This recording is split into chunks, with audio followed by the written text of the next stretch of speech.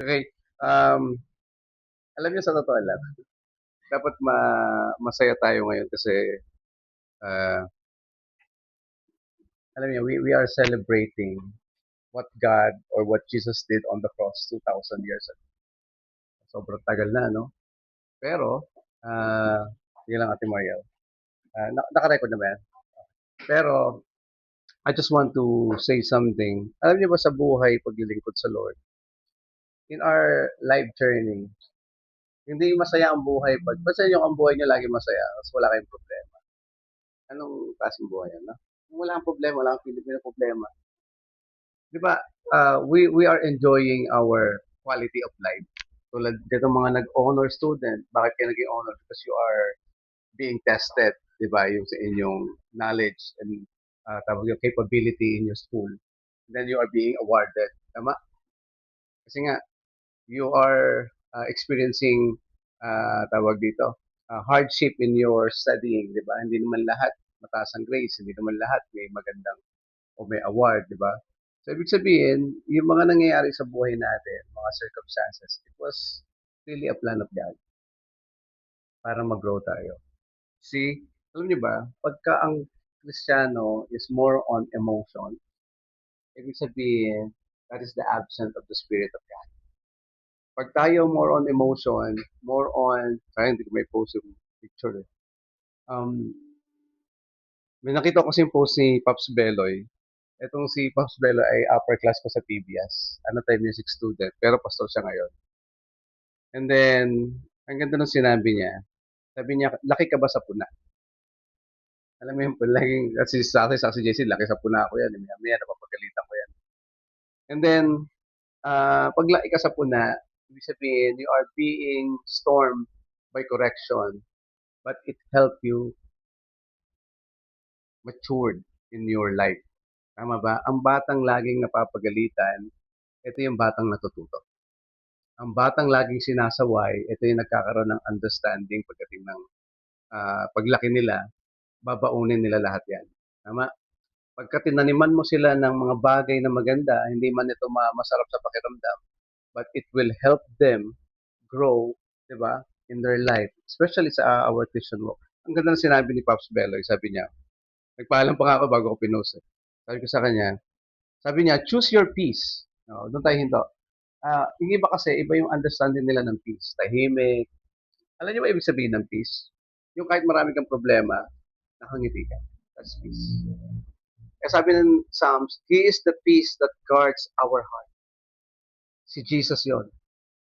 Jesus guards your heart. In spite of everything, in spite of distraction, negativity in your life, Jesus guards your heart. Diba sabi ng Bible, always guard your heart. And who is the one guarding your heart? It is the Word of God. And sabi niya, gawin natin kalakasan ang mga puna ng iba para makagawa ng mas maraming kabutihan. Di ba? Tingnan mo, so ibig sabihin, yung correction pala, bakit ko siningit to? Kasi I just want you to understand, sometimes, we don't expect things like that. We always expect happiness, good words, and anything. Pero yun yung magandang pag-aaralan natin ngayon, yung the seven last word. Kinunik ko lang to kasi natuwa ko sa sinabi ni Pops Bello. After this, sabi niya, choose your peace, gawin natin kalakasan ang mga puna ng iba para makagawa tayo ng mas maraming kabutihan. And then ito yung part sa ilalim, may nakita akong isang word niya dito na hindi ko napansin na nakalagay. Sabi niya, you've survived too many storms to be bothered by raindrops. Tama naman, di ba? Marami ka ng bagyong pinagdaanan para, di ba, mabothered ka ng mga patak lang ng ulan. So sometimes we are bothered with the raindrops, pero we already survived so many storms in our life. Tama ba? Ang dami na natin pinagtagumpayan eh. Why listening to something which is not really improving your life? And listen to something that will correct you and make you more stronger and make you more humble in your life. So correction and pagpuna, no, is not always attack. Sometimes it's a gift of God to our Christian walk. Tama ba? The more na kinokorek ka, the more na inaayos yung buhay mo, the more na merong pinagagawa ng Lord sa'yo. Hindi talaga masarap ang correction. Alam natin yan. But we believe also in our hearts, those correction will help us grow. Alam niyo, pag ang correction hindi lang natatanggap, pag ang puso hindi tama. Diba sabi ng Bible, consider other better than yourself. Diba? Pag sinampal ka sa isa, ibigay mo yung kabila. Hello, pasok, ati, magkamukha na kayo ni Ate Lid. Hello, Ate Lid. Okay lang, sige lang, sige lang. Dito ka lang, Ate Lid. Medyo maliit na yung area natin ngayon. Malalaki din pag na-type na dito sa labas. So, ito yung nag-struck sa akin, no? I've survived too many storms to be bothered by raindrops. So marami na tayong pinagdaanan sa buhay, maraming sakit, no? Maraming discouragement, maraming disappointments. And lahat yan, inilatag ng Diyos for you to be strong. Walang taong nagmamature walking in an easy life. Tama? Walang taong nagiging malakas dahil magaan lang yung buhay niya. Mostly, or most of the people who are having success in their life, those who undergo storms, no? Persecution and everything. Lahat yung pinagdaanan ni Jesus. So before we continue, dilaan ko lang dito kasi sobrang na-amaze ako doon sa sinabi niya. Kasi minsan pag tinitingnan natin yung pula, ang tingin natin lagi negative. Pero go to the good side. No, baka nga naman kailangan ko talaga. Baka naman talaga kailangan ko ayusin. Baka naman talagang mayroon lang dapat itama sa akin. So if your mind is clear and your heart is open, and you will understand the beauty of correction and the beauty of rebuke. Hello. Sabi ng Bible, an open rebuke is better than secret love. Na kunyari, nagkakamali si Justine, hindi ko na lang ako kikipo kasi baka magkagalit kami. So I would choose na magalit siya sa akin instead na hindi siya magalit pero hindi ko naman pinakita yung pagmamahal ko in correcting someone. Tama? Mas maganda yung napikon ka na sa akin, nagalit ka na sa akin, and eventually you realize, tama pala siya. Mas buti na lang na at nakinig ako. Hello. Di ba? Yun yung magandang paalala ng Panginoon. God is rebuking us every day. Whenever we walk against the will of God, God is rebuking us through the Word of God. God is reminding us not to continue to our sinful life, but to continue in the one that God has put us in a place where we need to go. Hello. Dapat doon tayo naglalakad. Doon tayo nagdedire-diretso. Okay? So, okay ba to? Sino, anong tawag dito sa Espanyol? May tawag sila dyan. Siete palabras, di ba? Pero since hindi naman tayo naalala ko lang kasi nung bata ako, pagka Holy Week, alam ko lagi may galito eh. Tapos minsan iba-ibang speaker pa yan. Minsan iba-ibang church no ang pupunta. Pero ganun pa man, pareho lang din ang message no. One person, one speaker or seven speakers depende. Ang ginagawa lang kasi nila parang seminar. So ganda ng taga-pindot natin. No? Ikaw na official, no? Nandun ka sa video, eh, no? Okay. Before we continue, nauna like si Pag sa akin, no? Let's pray. Lord, we thank you and we bless your name. Lord, we thank you for the cross. Dahil dyan, Panginoon, meron kaming forgiveness, we have salvation, we are being redeemed, Lord. Salamat, Panginoon, that you died for us to have a new life in you, for us to have an eternal life in your kingdom. And thank you, Lord, for your grace, for your unmerited favor. We don't deserve this love, and yet you love us because of your grace.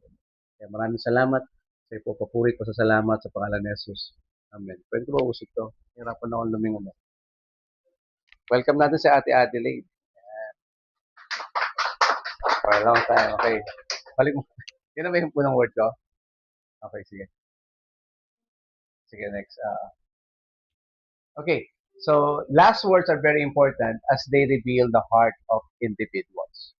Pag nakakita kayo ng mamamatay, hindi yan magsasalita ng kung ano-ano lang. They will tell you important things. No? Kaya, last word is are very important as they reveal the heart of individuals. No? Bigyan natin ng pansin, no? When you're about to die, you don't have to say trivial things. Alam mo ba, kanya, mamamatay na ako. Sabi ko kay, uh, kay Danilo, alam mo ba Danilo, yung naka-invento ng ng phosphor. Hindi gano'n, di ba? So, you will never waste your time with some words that is not important. O, sino nakakilala kay Winston Churchill? Before he died, he said, I'm bored.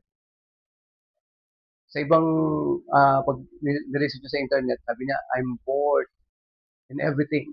No? Yun yung huling katagaan niya bago siya malagutan ng hininga. Di ba? And ito, kilala to ng mga bagong Christian ngayon, si Frank. Anong kanta ni Frank? I got a roof. Amen. Ay ba? Frank Sinatra pala to. Tama ba ako? Ba yun, di ba? Okay. Sabi ni, sino nakakilala pa si Sinatra? Si nanay, saka si nanay, hindi alam niya. Before he died, he said, I'm losing it. Alam niyo ba si ano? Sino yung naka-invento ng iPhone? Pala niya? Steve Jobs. Ano yung huling word niya bago siya mamatay? Sabi niya, wala po lang kwenta lahat ng kayamanan, kundi ko man lang mapagaling yung sarili. So, doon niya na-realize na mahalaga pala yung mga bagay na binabaliwala ng bawat tao. So, yan yung mga katagalan lang po sa kanya. But with Jesus, it is different. He wanted us to know how much He loves us. So that's why the 7 last word, di ko ipipinpoint lahat. Dadaanan natin pero meron lang ako mga i-emphasize na part which is very important to us. Yung iba kasi prophesied yun eh. So, patadaanan natin. Okay? Ate Mariel. First word, no? Sa Luke chapter 23, verse 33 to 34, when they came to the place called the Skull, they crucified him there along with the criminals, one on his right and the other on his left. Jesus said, Father, forgive them, for they do not know what they were doing. And then they divided up his clothes by casting lots. So nagsugal sila, pinunit nila yung damit ni Lord, tapos nagsugal sila. So, nung iniisip ko itong verse na to, sige, next mga para mas malinaw yung points. In the midst of pain, while he was being crucified on the cross, instead of thinking of himself, he thought of others. Alam niyo ba, sa buhay Kristyano, ito yung dapat na character natin. Instead of thinking of ourselves, we think of other people. Kaya nga, ako masyado sabi nga ni Nanay Ana kanina, ako nagulat ako nung tawag dito, nalaman ko ang bahay ni Danilo, napakalayo. Tapos pupunta siya ng church. So, it's something na meron kay Danilo, na ginagawa ang Diyos. That's why, kahit malayo yung bahay niya, pumupunta siya dito to listen to the Word of God. No? Not because the place is good, maganda yung place, ang dami yung butas. Diba? So, not because we are giver or anything, but because he saw something on God's Word. And tayo bilang isang Kristiyano, we need to take care of Him para mas makilala niya si Lord. Tama po ba? So, Jesus set an example while he was being crucified or in the midst of pain on the cross. Instead of thinking of himself, he think of the people. He was thinking of you. He was thinking of me. He was thinking of a lot of people here. No? Ganun katindi yung puso ng Lord. No? Nasasaktan siya, nahihirapan siya, and yet, he never think of himself. He think about you. Imagine mo lang, no? Maraming pagkakataon sa buhay mo, binaliwala mo. Sorry, ako sa prophecy. Maraming bagay na tawag dito na binaliwala natin si Lord. Sa panahon na nahihirapan tayo, sa panahon na nag-struggle tayo, we go to other places, no? Doon tayo nagsisik ng peace, doon tayo nagsisik ng comfort. But Jesus, in the midst of his pain, he was thinking about you and me. Yun yung isang bagay na ang hirap maintindihan ng tao. A God who became man suffered and experienced the pain of a human. He was never think of himself, but thinking about the people. And then, balik mga Mariel. Sabi doon, Father, forgive them, for they do not know what they were doing. So instead of asking on something, no? O maybe sabihin ni Lord na, pwede ba, huwag mo lang pa-experience sa akin yung pain. Let me be God again, or let me be, tawag ito, powerful again. Pero instead of thinking of God, he think of the people. Think about us. Think about you and me. That's how the Lord loves us. Alam niyo nung binabasa ko tong verse na to, nakakatuwa kasi